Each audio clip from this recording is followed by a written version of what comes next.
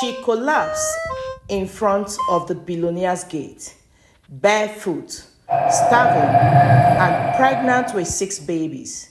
Nobody came out to help her. Nobody except the man whose life she once saved when she was only 9 years old and didn't even know it. This is not just a story of pain. It is a story of miracle. It's a story of faith. Of course, of how a beggar's cry became a billionaire's blessing. If this story touches your soul, please like, subscribe, and follow Echoes of Greatness for more stories that prove pain doesn't cancel purpose. Alright, her name is Ekemini, 32 years old, no husband, no home, and at this moment, pregnant with 6 babies.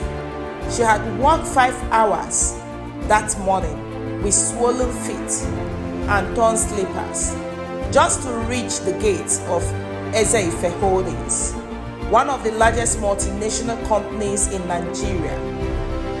But she didn't come there to beg. No, she didn't.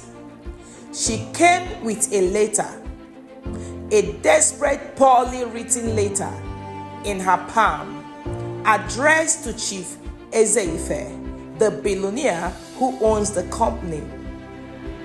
She had heard a rumor that he sometimes gave random acts of kindness. That once, he paid the hospital bill of a random market woman.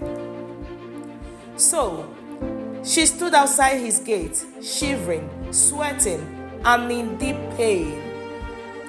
I just want to see him, she told the security man. The guard, irritated, shouted back, "You think this is a charity home? Move out from there." But Ekemini didn't move. She clutched her belly and leaned on the wall. The pain hit her again. She was in labor. Oh my God. She was in labor and she didn't know it. But she was too weak, too tired, too hungry. She collapsed right there in front of the iron gate, screaming, and not even one staff came out. At the exact moment inside the building, Chief Eze-Ife was watching the CCTV camera. From this office, he saw a pregnant woman collapse at the gate. He turned away, another fake drama, he thought. But something about her face caught his attention. Oh my God. She looked familiar. He zoomed in again, and then he saw the letter she was holding, still clutched in her unconscious hand. He called his driver, told him, "Go, bring that woman inside now."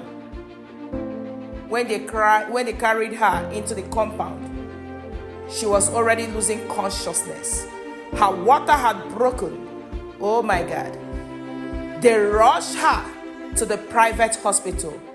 Of course, a private wing in the building. What followed was nothing short of a miracle. One after the other, the babies came out. 6. 3 boys, 3 girls. What a wonderful God. The nurses wept, but Ekemini didn't open her eyes. She had lost too much blood. And just when the doctor said, "We are losing her," the billionaire stepped in. He gripped her hand, and suddenly a memory flooded back to him. 23 years earlier, in a small village in Abia State, there was a little boy named Mona, bullied, sickled, always alone. One day, he fainted on the road for hunger, and a girl, only 9 years old, found him, dragged him into her mother's hut, and gave him food and water. That girl's name was Ekemini. Mona never forgot. She was first person who ever treated him like a human being. Years passed. He left a village, became a driver, then a logistics manager, then an investor. Now he was Chief Ezeife.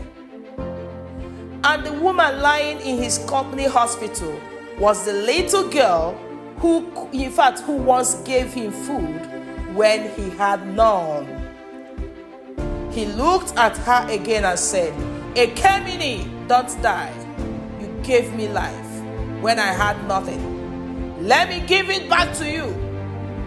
When Ekemini finally opened her eyes, she was confused. Clean white sheets, air conditioning, IV drip in her hand, and 6 babies sleeping beside her. She thought she had died until she saw him, the man from the gate, but now in a suit, clean shaven, looking at him like a man who had found something priceless. He handed her the letter she wrote, now laminated and framed. This letter, he said, reminded me that the world still have good people. You gave me food once. Let me feed your children forever. Oh my God. She burst in tears. I didn't even know it was you, he smiled. That's why it mattered. You helped me without expecting anything. He named one of the boys Mona Jr. He named one of the girls Ekemini Grace. So, how did Ekemini end up homeless? The truth. She was once a school teacher, married to a man who loved her until she couldn't conceive for 5 years. When she finally got pregnant with 6 babies, her husband accused her of infidelity. It's not possible, he screamed. This is not natural. This is juju. He left her, evicted her, lied to her parents, told everyone she was cursed. And when she needed a C-section, no hospital will admit her without cash. So she walked from Munshin to Lekki just to reach that gate.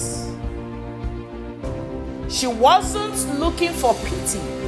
She just wanted her children to have a future. And Faith made sure that the man who she once helped, was the one waiting at the finish line. Later that month, Chief Ezeife flew Ekemini and babies to his family estate. There, his mother, now old and fragile, met Ekemini. She looked at her and whispered, "You were the little girl who gave my son food under the mango tree.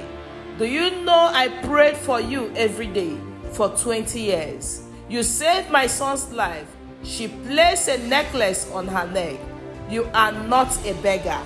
You are the answer to a prayer." Ekemini wept for the first time. She felt seen. Today, Ekemini runs a foundation for abandoned pregnant women. She didn't just survive, she rose. Her sextuplets are now a symbol of hope. They were nicknamed the Billionaire's Blessing. Wow. Bravo. And every year, on the anniversary of her collapse, Chief Ezeife holds a charity event outside the gate where he tells the story to inspire others. Don't ignore the crying woman at your gate. She may be the reason you are still breathing. Drop love emojis if the story moves you.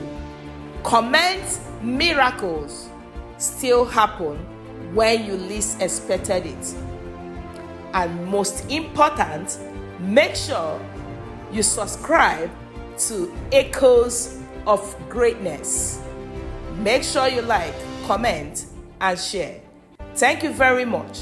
I love you guys. More of this will be coming all the time. Thank you guys. I love you. Bye.